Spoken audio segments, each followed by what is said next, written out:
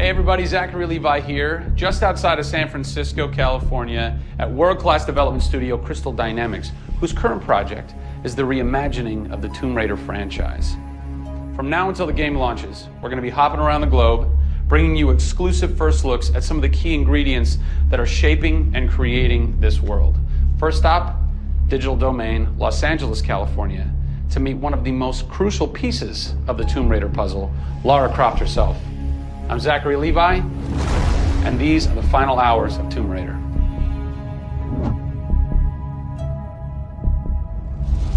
Digital Domain. This is where they do a lot of mocap for big Hollywood films and video games like Tomb Raider. And today, we are gonna meet the new Lara Croft, who is around here somewhere. Teaser! And this is where the magic happens. I think that might be the new Lara Croft. That's the new Lara Croft.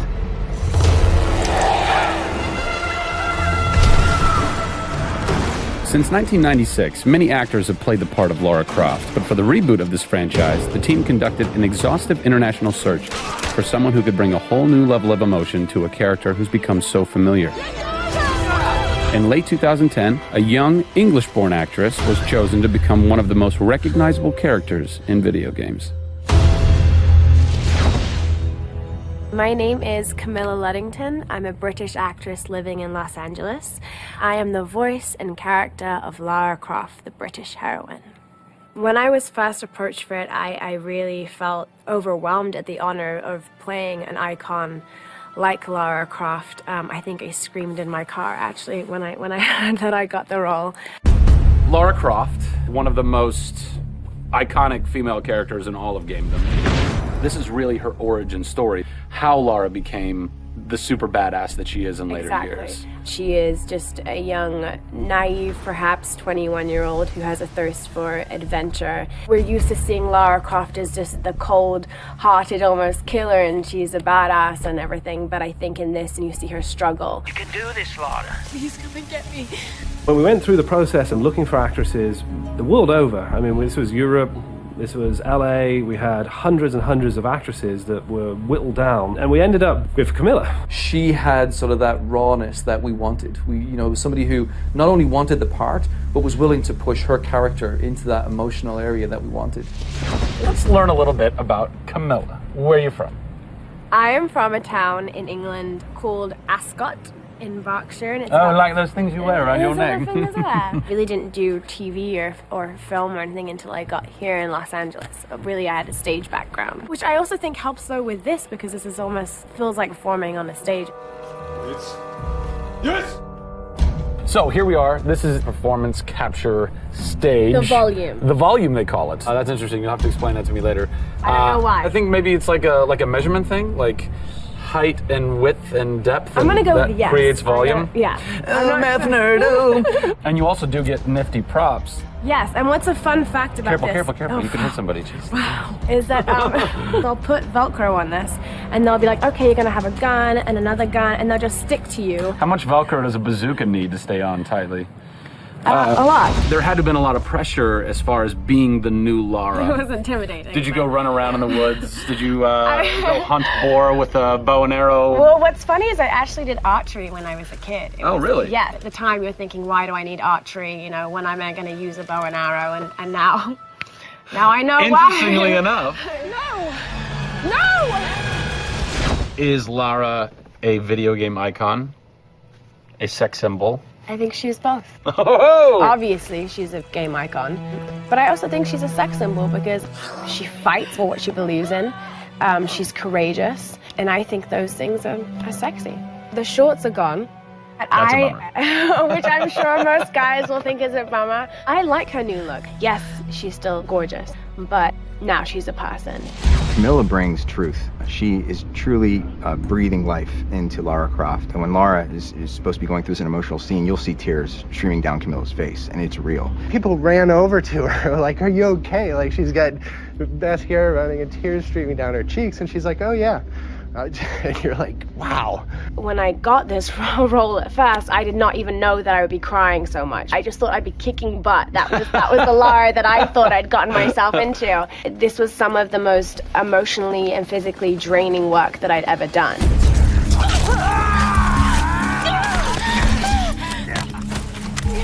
This is the very first time I get to see this. Oh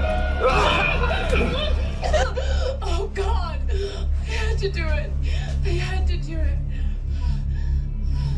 So the fans have now seen Lara's first kill. What was that moment for you like? Intense, for sure. Probably one of the hardest things to film. She has to fight for her life. It's fascinating how she reacts to that. You know, she doesn't just walk away from that first kill. It really gets to her, and you see her become Lara Croft. Camilla Luddington is our new Lara Croft. Strong, spunky, gorgeous, brave. How did she get so brave? Excellent question. We're going to cover that in our next installment when we sit down with the writers who crafted the origin story of Lara Croft. Don't miss it.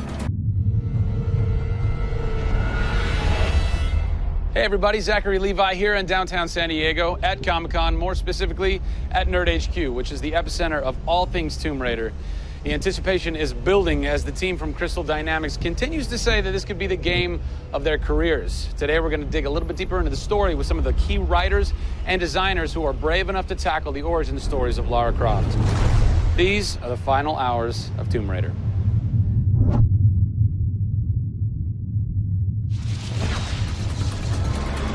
We're in downtown San Diego. We're at Nerd HQ. Fans, the public, will get to play the game for the first time ever. Are you nervous? This is the most nervous time of the entire game. This is huge for us. This is the first time we're giving anybody the opportunity to put their hands on the game. It's not finished yet. It's hard to send it out into the world like that. It's a little young, it's a little fresh. When you put it in the public's hands, you're getting a very raw, unfiltered, like, hey, this is what we love and this is what we don't. You'll start to read about it now. You'll start to see it online. You'll start to get people's perspectives. We're making sure that we make it the best thing that we can for the fans, and these are the fans. Why make an origin story? You could just kind of continue with the Lara Croft Tomb Raider saga, but you didn't. Why? We didn't start with the idea of doing an origin story, actually. We started with the idea of doing something fresh. There haven't been very many games that have the opportunity to go back and tell the true origin story. There is very few games like this. In the history of the Tomb Raider franchise, there has not been a female lead writer until now, Rhianna Pratchett. For me, I didn't think of it like we needed a female writer to do that. Rhianna just nailed it. Rhianna Pratchett. Yep. Does it take a woman to know a woman? It probably helps, but I don't kind of think about it as much as everyone else does. So I tend to think of myself as being a writer first. There is some of me in her, absolutely. She's very bookish, she's very in her head. I went to public school, I actually learned archery. Camilla did as well, I heard. We bring up our ladies properly. And I genuinely studied Egyptology. I wanted to be an Egyptologist. No way. You know, I've always been a huge fan of kick-ass females. I mean, I grew up on Terminator and Aliens. Yeah. You know, fighting aliens in the future. I thought that was what girls did. It's great to be here at Comic-Con. This is my first time. People are really responding to this kind of new Lara. The fans have been great. They've been very supportive. I want to kind of live up to their expectations. I grew up going to fantasy and science fiction conventions. Now here I am looking at a Tomb Raider poster on the side of a building for a Tomb Raider game I have written. Can't quite process that, but it's very cool. Lara's actions affect her character and her emotional state, and so the first kill for us was a big thing.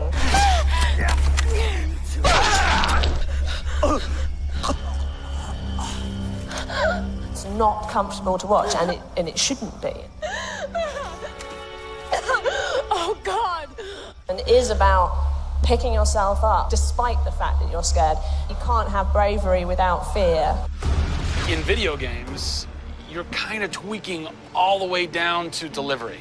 Yeah. Blessing or curse. Games development can be quite harsh on narrative. You know, you can lose levels or characters. You have to be amazingly flexible. When is the script finally finished. You get insight when you see it through your audience's eyes. So once the story gets to a point where we can start sharing with people, where we can start putting it on the screen, then we start to understand, are people getting from it what we want them to get from it? The feedback is that it's really fulfilling our primary goals of delivering a story that introduces people to a Lara Croft, but also just takes them on an amazing adventure.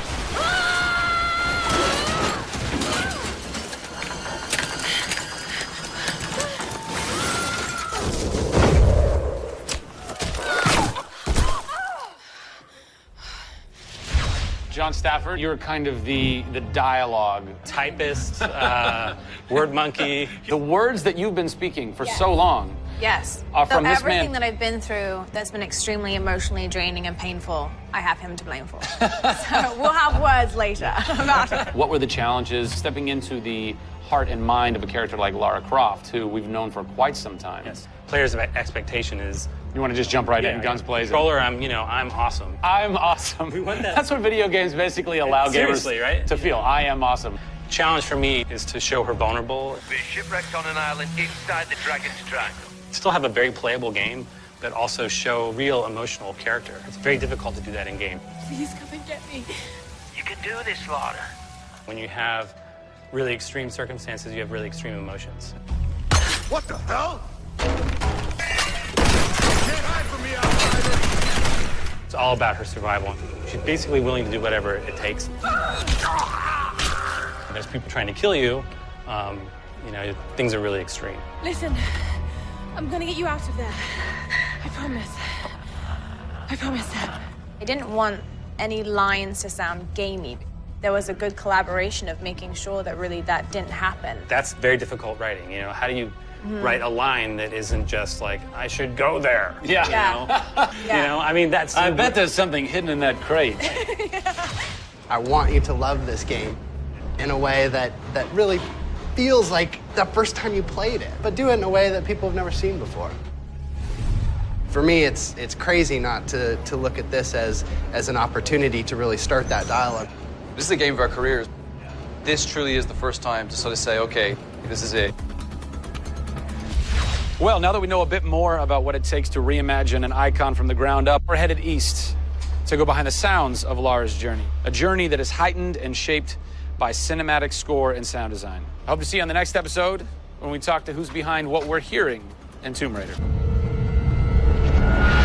Hey everybody, Zachary Levi here in the heart of London's famous West End. Behind me is BAFTA, the British Academy for Film and Television Arts.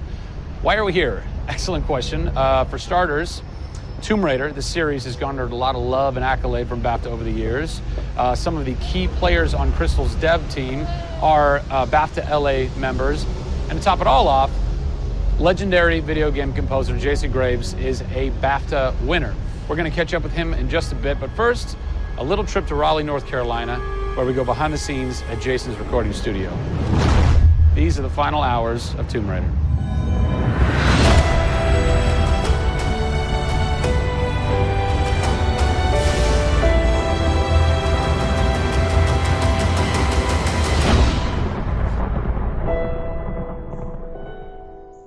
First thing we did was the theme. There have been many composers in the games or the films, but they've always used the original theme. They said, we want to start with a clean slate, new theme. I did it on piano, very simple. I was really scared just to send it because I'm like, I don't know, I think this really works, I think I like it. We ended up taking that exact theme. The first demo I sent was on the first trailer. That exact same arrangement.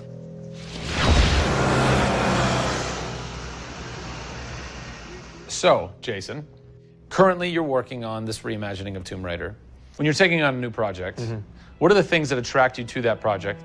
The heritage of a particular game, I think obviously... And don't even get me started on Tomb Raider. I literally almost drove off the road. I was on the phone with the audio director. Like, oh, stoplight! And I had to pull over a little bit to not hit the car behind me. What I loved about Tomb Raider, what really drew me to the project was they had no pre-existing conditions. Because they wanted to get out of what it used to be. They wanted something new. They wanted something fresh.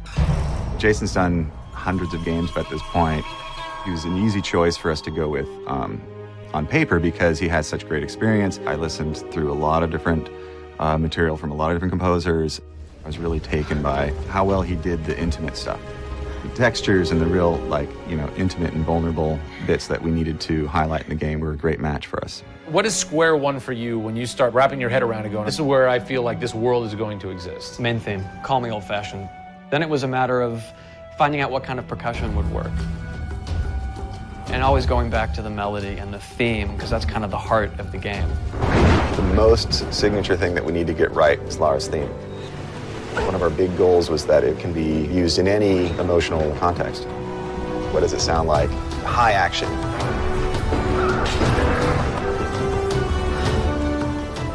What does it sound like when she's in pain?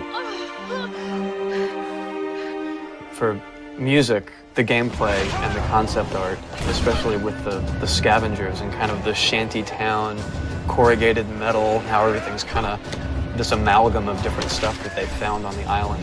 Like, that's what I want the music to sound like. The bad guys are playing the music now. Alex said something like, it'd be really cool to have something, you know, chains on a metal board, or like you're banging a metal fence. 2 weeks later, Jason calls me up and he's like, so, this guy who's like this sculptor who lives right around the corner from me, I was talking to him about the idea of creating an instrument. And I'm like, that sounds completely insane. We have to do that. Tackling the score to one of the most iconic franchises in the world brought a unique challenge.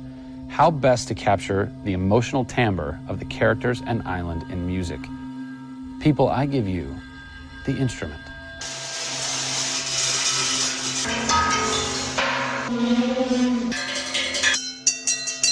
The instrument.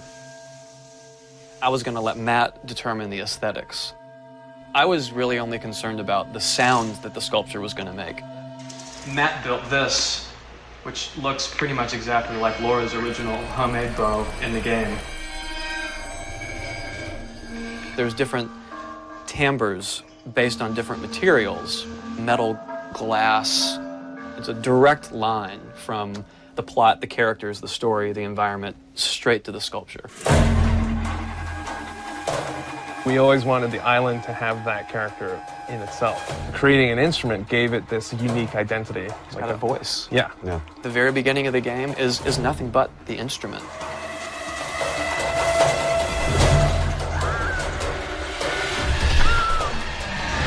Who do you look at in video games or in film that you go, what they've done has shaped who I am and what I do for a living? They're all dead, unfortunately. What? Yeah, I know. It's classical composers. All classical? Yeah, I'm kind of going directly back to the source. Yeah. Prokofiev's, Tchaikovsky. Even for some of the scary stuff, you've got Penderecki, who's a Polish composer. Actually, he's still alive. It kind of goes back to ballets or opera, which is kind of the precursor to film and video games. You know, they were telling a story. And that's what I love about that music. It tells a story. Even if you don't know the plot, you can listen to it. And film music's the same way. It's tough with games to do things that are subtle. You want to make Lara relatable, make her realistic. Got another one. She went down over there. Tell her story from the beginning and show how she became the superhero she becomes. One of the first things that I ask any developer is the emotion. Because to me, that's the biggest thing that music can do in a tenth of a second. The music just, it nails the emotion. Wow, that was amazing, huh? I personally don't think I've ever sounded so good in an interview before. Although Jason, Jack, and Alex are audio savants, so that would make perfect sense. I cannot wait to jump into this game, not just for the amazing action, but the emotion and mood and tone that they're going to set with their incredible skill. Tune in next time for a special secret announcement that is going to change the way you play Tomb Raider forever. See you soon. Hey everybody, Zachary Levi here. Over the last few months, we've brought you exclusive behind-the-scenes looks at the final hours of development of Tomb Raider. You've seen Camilla recording her last few lines, Rihanna musing her last few words, and Jason completing the last few notes of the score. As those key pieces lock into place, it's time to reveal one of the last portions of the game, and a team that's been shrouded in secrecy for 2 years. We're here in the beautiful and freezing Montreal, Canada, to bring you the final hours of Tomb Raider Multiplayer Edition. These are the final hours of Tomb Raider. Welcome to yet another world-class studio in the Square Enix portfolio, Eidos Montreal, home of the multi-award-winning game Deus Ex. Locked away in one of the far corners of the studio is a team of experienced, passionate professionals who have been specially brought together to create the first ever multiplayer component to the Tomb Raider universe. Let's meet the team behind the vision, direction, and decisions, and hopefully get a chance to play a few rounds. Here we are at Eidos Montreal. Before we get into why we're here, Carl, you now have an amazing stash, my friend. What is the impetus behind this? As a studio, we've been participating in Movember. A good friend of mine, JJ Owens, works for Movember in LA. And we set up the gaming challenge, and we brought studios from all around the world together. I think so far we've raised somewhere in the region of $140,000, $150,000. Well done. Been a big success, although my wife doesn't necessarily always approve. She hates it? Oh, my wife wakes up in the morning. She says that she hates it. She secretly loves it. What were some of the factors that led to a multiplayer facet to this new Tomb Raider? When we started developing sort of our vision for reimagining Tomb Raider, on paper, it was all about single player. And as we started to build that world out, we had the island, we had the Solari and the scavengers. We started to realize that we had this canvas. Great warring factions, great landscapes. Yeah, we had all these really awesome places where it was all about traversal and single player. When we started looking at that, we thought, wow, well, what about multiplayer? Part of the genesis of that was Lara Croft and the Guardian of Light that kind of cracked open a door to lead you guys into the multiplayer into here at Eidos Montreal. Guardian Light was a downloadable, a smaller scale project, and that allowed us to sort of take the risks that we wouldn't necessarily take on a full-blown project. Guardian of Light was our Pixar short. It's the idea that whilst you're building your big project, you're always thinking about that next thing, but also allowed us to be able to start understanding co-oping and networking. It was a game that actually brought Tomb Raider fans together for one of the very first times. You hear them in their ear and they were having fun. And as a result of that, that led to us thinking about multiplayer. Hopefully our single-player experience we're delivering is a very sort of single-player, solitary, immersive type of experience. But at the same time, we believed tomb raiding together with friends would be fun. Tomb raiding, I think that's the first time I've ever heard that term. I like that. It's fun. You know, axe climbing and zip lining and the traversal that we get in there and the traps. For me, it was very sad to have that catch-22 of it would be great to do this in multiplayer, but we just can't split our resources like that. And that's how Eidos Montreal came about. We had staffed up our team to develop a single player. Everybody was gelling together really well, and it wasn't something that we wanted to just bolt on. We always said if we were going to do it, we're going to do it right. If you could have a fan play the multiplayer for the first time, what do you want them saying? For me, they're kind of different moods. It's not like I do one or the other. It's kind of like sometimes I turn down the lights and just play that single player experience. And other times I want to just jump in and have fun and start killing fools. Joe Curry, producer of multiplayer on Tomb Raider. It's the first time Tomb Raider has ever incorporated multiplayer. Yeah. And you're in charge of that. Yeah. What's running through your mind when you get that call? Well, first off, exciting. Right? I mean, we're all huge fans of Tomb Raider on the team. I mean, we grew up with Lara Croft. But when we spoke to Crystal, like, we want to do multiplayer, and we're thinking, how do you do that? It's always been Lara's story. You've been in charge of creating the first ever Lara Croft Tomb Raider. No pressure. Multiplayer? No pressure, Zach. Thank you. What are some of the main pillars that you brought over from the single player to the multiplayer to make those two worlds cohesive? The element that really stuck out was survival. The group surviving together. Right. But then traversal, the ability to go up and down and kind of everywhere in a level. The weapons, you know, the characters. What did you guys have to tweak in order to create an engaging multiplayer experience that wouldn't necessarily work with the pieces that were in play with the single player experience? One example is the bow, especially in the reboot. It's so iconic that we had to make it work for multiplayer. You have a certain forgiveness when you play single player. Multiplayer, players expect snappiness. I shoot you, I expect you to go down, or you can just do what I do, which is take out the biggest gun and just run for them and shoot them out. The environment itself can be a threat. The Solari, you know, the guys that are on the island have had a chance to prepare traps.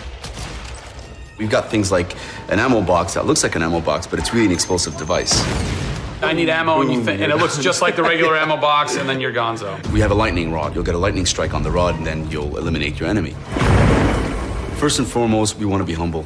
We want players to just have a really memorable experience. I had fun doing this. Do you remember when we set that trap? Moments that the players will come back to and talk about experiences that they've had for themselves, not necessarily the game offering them experiences. Absolutely.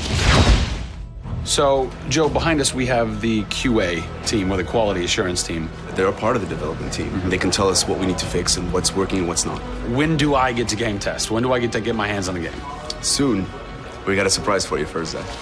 So, when I was approached to host the final hours of Tomb Raider, essentially the biggest ask, not even ask, tell that I had was, I want to be in the game. I want to have a cameo, I want to have something. So guess what? Boom! Boom!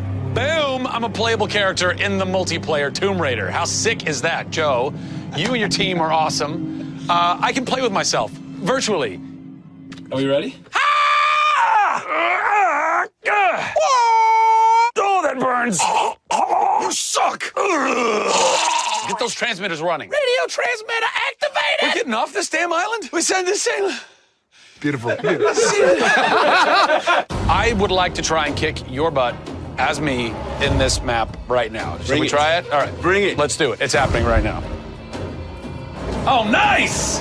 Was that one of my traps? That was one of your traps. Yeah! These movie traps are really fun. I mean, they're really, really fun. Yeah! Don't worry about it. Just because you made the game and I beat it. As you can see from the people and passion here at Eidos Montreal, this isn't just some add-on. They're devoting themselves to making this an experience in keeping with the feeling of single player. Familiar, yet different. Coming up in the final 2 episodes of our series, we go back to the home of Lara Croft. They're taking Tomb Raider to the finish line, and we'll be there for it. Hey everybody, Zachary Levi here, again for the final time, back full circle in Redwood City. Behind me, inside, critics and fans alike are getting some hands-on experience and hours worth of gameplay of pre-release code. Simultaneously, the studio dev team is hard at work crunching, optimizing, and polishing all the last little bits of code for what we will all come to know and love as the new Tomb Raider. It's a culmination of everything, and the clock is ticking. These are the final hours of Tomb Raider.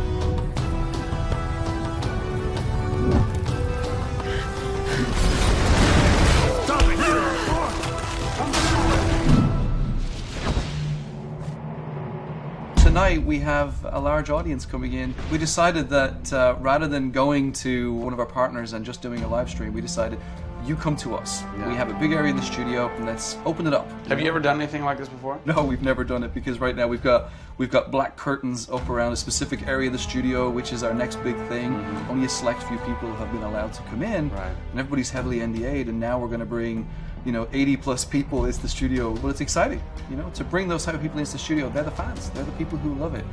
And we want people to be a part of their experience. On one half of the studio, all that is going on like crazy. But basically in half the studio, you guys are just pounding, working out every last glitch, every last bug, making sure that it's all just perfect, done and perfect. Exactly.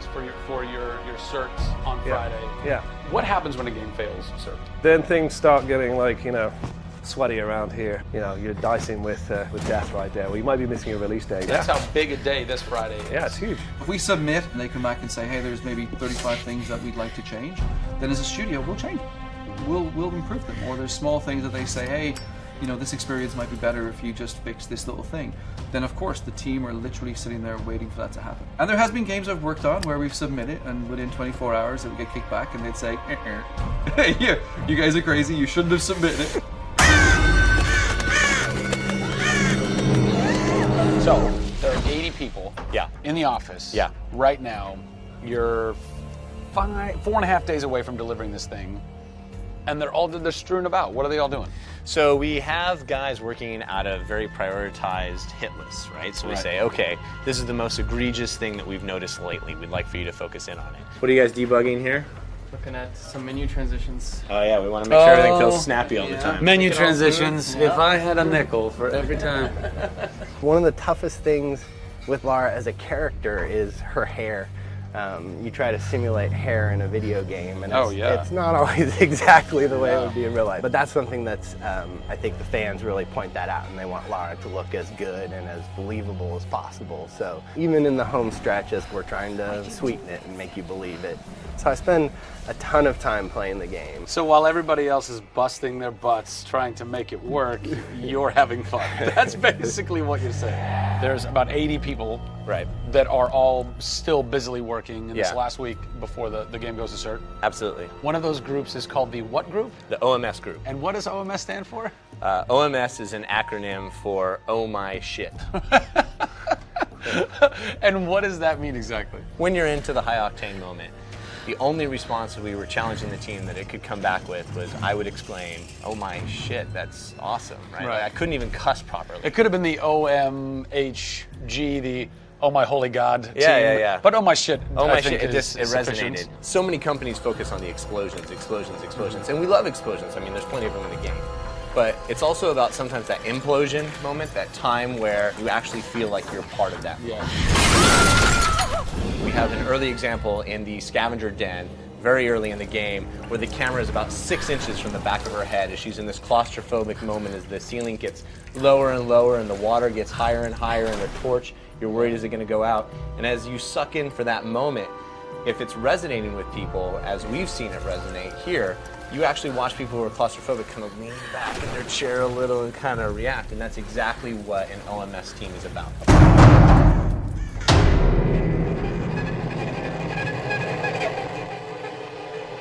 You feel confident that in 4 days, in 4.5 days, this thing is like ready to ship and ready to rock and gonna blow people's minds? How about we look at that? I got a board that'll tell us. Oh yeah, where's your board? Right over here. I'm a stats guy, right? Okay. Like, it's got to be like the McNamara version of reality, right? So, and getting things done, like it's very NORAD-like with the update on where we are with bug count. So we have the number of days that we want to count down for, the priorities of what people are given against, and then an overview of how many things are remaining to be resolved per person. Carrie's got her work cut out for her. Come on, Carrie. Yeah. Ultimately, we have to figure out how do we hit the quality on a predictable timeline. So right now, we're trending towards being able to hit that in 12 days. But you need to deliver in 4.5. Correct. So what does that mean? I need to go right now. Where's your head at right now, knowing that in 4 days, it's got to be completely done? I'm super critical of what we do. You know, you tend to be perfectionists. I'm absolutely that way. It's more like, this is leaving now. You're done working on it because time's up. And you're like, but there could be one more thing I could do. It's a weird feeling because it's been part of our lives for a very long time. How long have you been on it? Definitely 4 years. Yeah, like 4 years. Yeah, 4 years. That's insane. I know. I was young. Yeah, fresh face. I was young then. Yes. No bags, no grey hair. Soul. Yeah. It's been a roller coaster ride, and during that time we've been around the world, we've gone to shows, we've shown press, we've given hands-on, we've had community events, we've been in San Diego with you at Nerd Machine. We've seen people excited to see this and play this game, and it's been awesome. It's not just about Lara's arc, it's about the arc of people who've come in to the roles. You know, we've had people come in as animators and move up to the highest levels in their profession along these 4 years. So people have grown in these roles. Families have expanded, kids have been born, but we're coming to a point now where we're, you know, probably 70, 80 plus days away from launch, and this phase has come to an end. You know, it's been awesome. With less than a week to go before console certification, the last few bugs to squash, and a general lack of sleep all around, this production is definitely going to go down to the wire. Will they make it? Join us next time on the final hours of Tomb Raider to find out. Over the last few months, we've followed the very talented Tomb Raider team through some of the most ambitious and innovative game development the industry has ever seen. In the next few days, they submit the final code for certification. If they pass, game ships on time and everyone gets some much-deserved sleep. If they fail, well, let's not talk about that. I'm Zachary Levi, and these are the final hours of Tomb Raider.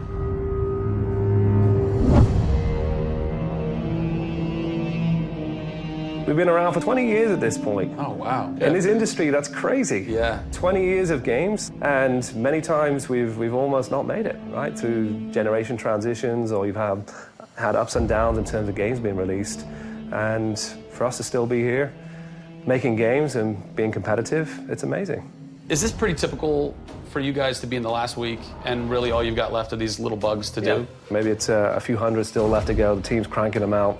You're play testing it a lot. You're getting QA, quality assurance, to make sure it's clean. Stuff's coming in still, as in like, hey, this crazy thing happened here. And simultaneously, IDOS Montreal is doing what you're doing, just with the multiplayer at the same time, because the multiplayer and the single player are being delivered at the same time. So it's a big team. Friday. Everybody's got to come together at the same time, at the same moment, and put pencils down and say they're done. Pencils down. Done. See. We're submitting in 4 days. Let me tell you now, we've had to move. Brian Horton, he was art director. He moved over to my department in Brand about a month ago. There was a morning that he woke up and they went, "You've created a beautiful world. Now step aside." So my job is I'm working with a very talented team in the brand to make sure our screenshots are good, to make sure we have covers for magazines, posters, to make sure we have posters. Right. There's a lot of materials, just like in a film. Yeah. Where when a film's done and in the can, you have to sell it to people. You have to let them know what's cool about it. Yeah. Listen, I'm coming to get you. I'm going to get you out of there. I promise, Sam. What's been great about this over the course of the entire process, you traveling around with us, is that we've been able to bring you the final hours of each of the pieces. Yeah. We've spent probably the last 6 months watching how the music's come to an end and the voice acting has to be done. So each of our episodes up until now has really shown a side of the final hours of that particular person's role in the game. And now everything's come to a head where we're submitting the game this week. The guys are tirelessly working. The guys have literally, at some cases, slept in the studio. Okay, so launch day, let's say you were at March 5th now. Where are you? What are you doing? I'm probably in bed trying to get 12 hours sleep. Because more than likely I would have been at some midnight opening the night before up till very late celebrating. So I'm probably at this time of the day, I'm probably in bed. I think a lot of us won't even know what to do with ourselves. You get so heads down in something and it's been a part of our lives for years now. And you sort of get to that point where waking up in the morning, you're thinking about the game, and going to bed at night, you're thinking about the game. I'll try to sneak a little time here over the holidays, but then, wait till the dust settles and we really get this in the hands of the consumers before I can really relax, I think. Even though I've played the game so many times, I cannot wait to take the cellophane off that game. Yeah. Pop it in. It's the ritual. retail. It's the retail copy. Yeah. And there's something special about that printed disc, putting it into the system, and you're like, this is the same game that I worked on for 3 years plus. And everyone else can have the same experience that I'm going to have right now. Yeah. Of all the taglines, whether they're actual dialogue in the game or marketing lines or whatever, something that would sum up your experience over the last 4 years is A Survivor is Born. Yeah. A Survivor is Born in you, A Survivor is Born in Crystal Dynamics. Yeah. We just wanted to be known as doing top-tier work. There's games I look at and say, I wish I worked on that game. Yeah. Right? Yeah. And I wanted Crystal to be that. And I think that with this one, we're going to do it. Yeah, anybody can make an explosion look beautiful and make a world look phenomenal, but we now move into a period of time where it's about having a connection with something which is much deeper than just saying, I have a controller in my hand and I'm guiding a character around and fighting or solving puzzles. There's a depth in the story that we're trying to tell, which hopefully for us is going to be able to set that structure for the future. Hopefully we've taken the risk and we've been shouting so loud about this that we're actually carving what should be done. No! Oh, don't do this to me, you northern bastard. Are you excited? You nervous? I'm both excited and nervous, because we've been masters of our own destiny up until this point, and now we're going to continue that right through to launch. And what's great is that from the very first presentation I gave with Daryl about here's the vision of the game, all the way through to the very first game sitting on a shelf on March 5th, we've been there for the ride. We've been on that journey. And then all of a sudden you reach March 5th and you're no longer there's millions of copies of your game out there, and they're in people's hands, and you're thinking, like, how are they playing it? Are they having fun?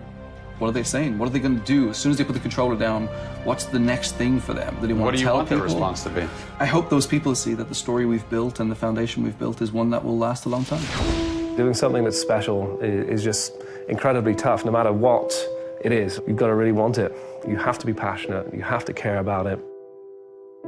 Everybody realizes that this is the game of their career, and everybody wants to put as much time and energy into this as possible. We have a studio full of passionate people who have put their lives into making this thing happen. This is not just a game that we're just going to ship on March 5th and people will go, great, I've got another game to my credits. This is one where the team are going to look back and go, that was a journey. It's been an honor to be able to work on Tomb Raider, and long may it continue. I see this getting bigger and better over the next few years.